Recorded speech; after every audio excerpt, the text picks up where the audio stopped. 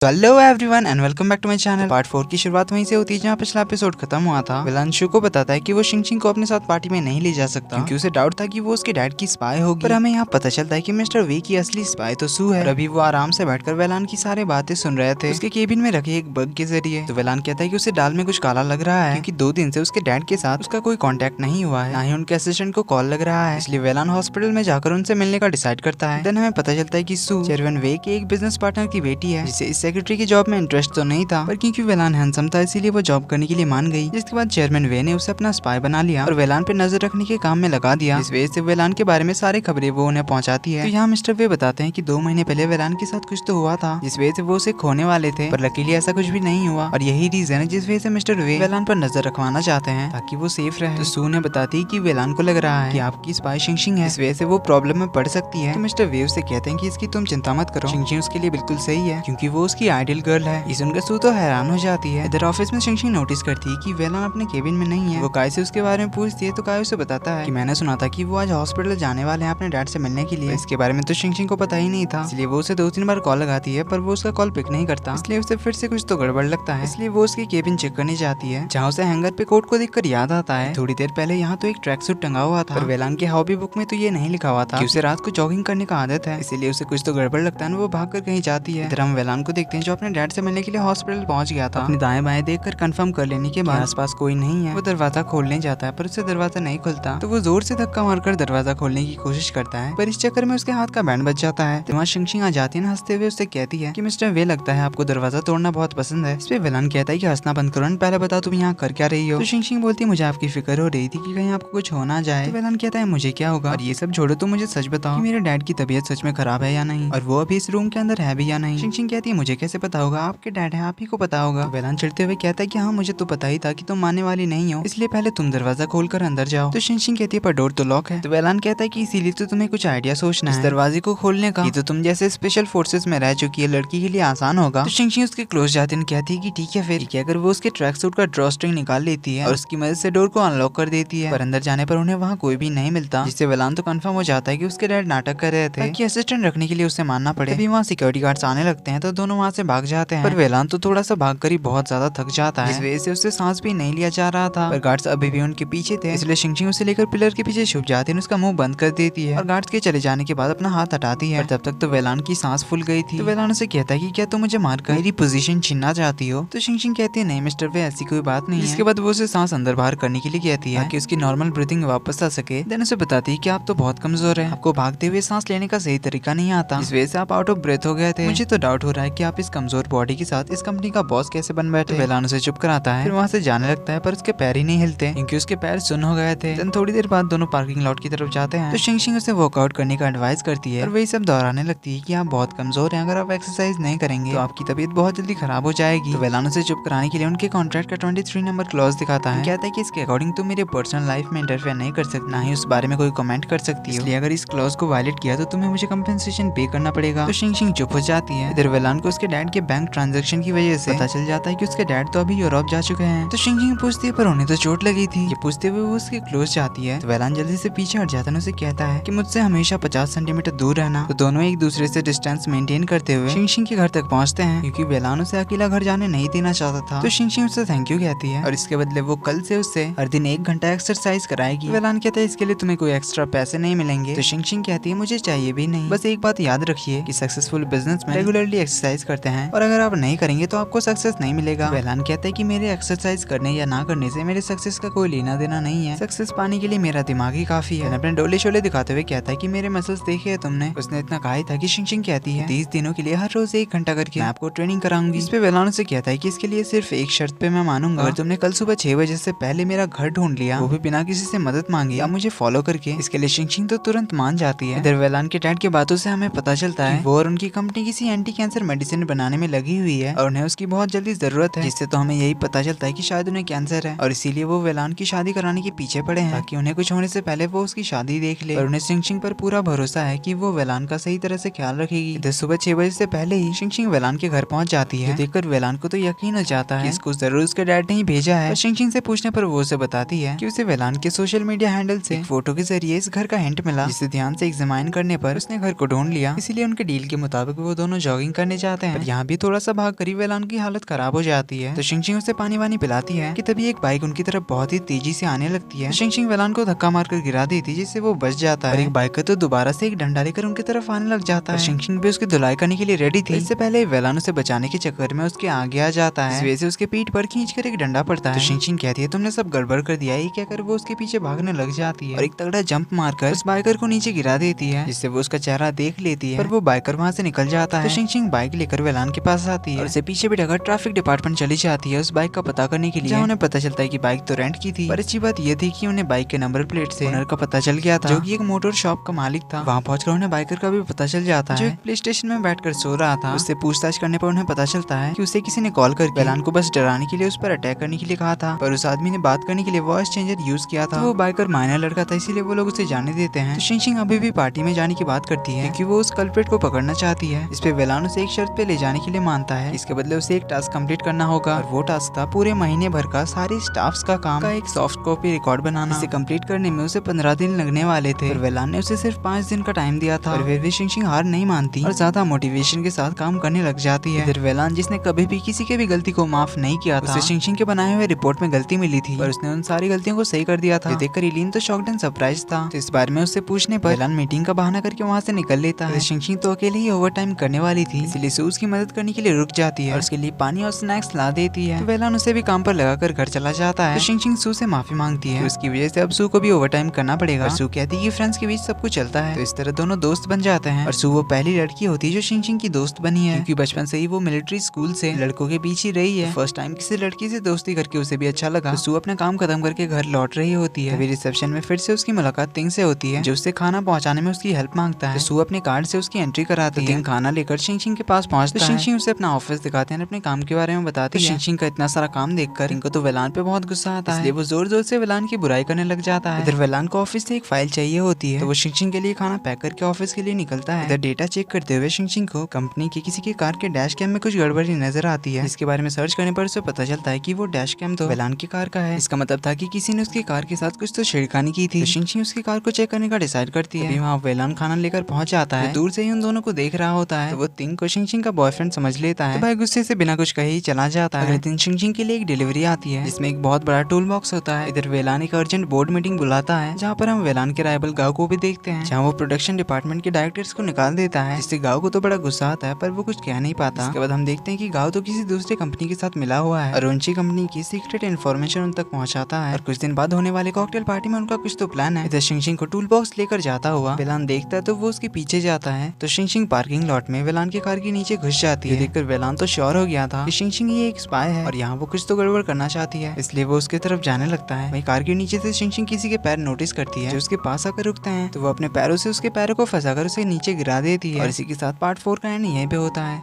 ये वीडियो पसंद आई तो वीडियो को लाइक कर देना, चैनल पर पहली बार आए तो do subscribe and hit the bell icon. मिलते हैं अगले वीडियो में, तब तक के लिए take care and bye bye.